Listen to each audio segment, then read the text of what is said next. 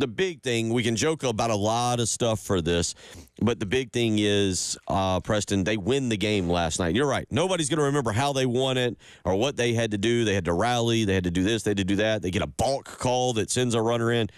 They won the game. That's the important part of the midweeks, because nobody's going to go back and look at the stats, the breakdown, et cetera, et cetera. You just had to win the game. And I hesitated. I walked up to the line, and our texter from yesterday asked the question of, was it the biggest game? And I walked up to the line, but I wasn't ready to give it its the full due of it being it. That being said, very important to win that game. It was. Is it more important because you know what's on deck with Arkansas and you know what you're coming off of? Or is it more important because of the manager in the dugout opposite of you?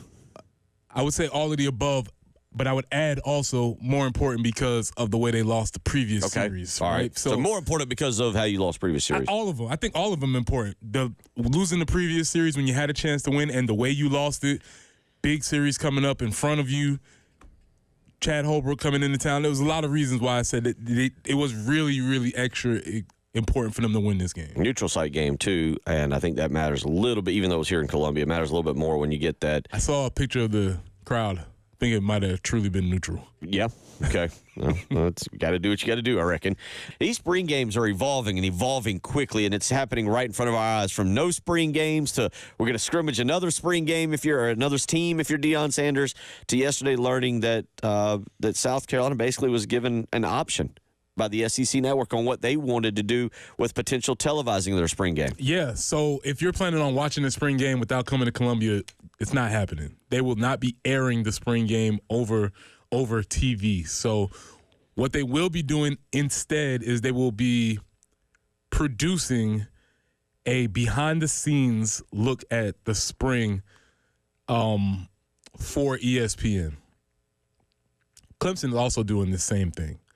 I imagine more programs are going to do this also. So while we all made fun of Matt Rule and all the coaches kind of came out and said, oh, Matt Rule's maybe Matt Rule is onto something, because the reason why they're not showing this spring game is so that we can't see it.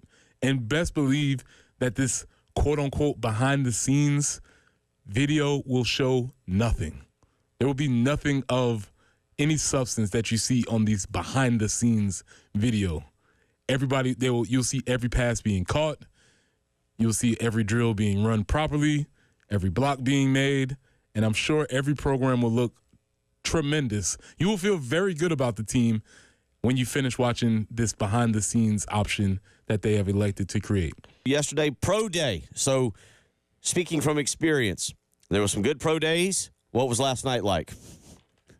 Listen, man, I assume some folks had some good nights last night. I assume. But, times are different these days. I don't know what these kids do these days. They probably went home, got on their video game, and talked to some people on the internet. I don't know. Do they even go out in real life anymore? I don't know. A lot on our plate this morning. Yeah, a lot happening. Spring is always busy. I always say, especially for high school athletic director, shout out to our guy Dustin Curtis. This time is a nightmare. There's so much going on. Spring sports are wild, and they're happening at a lot of different levels. Make you a little grumpy? Can it make people a little grumpy? Yeah, for sure.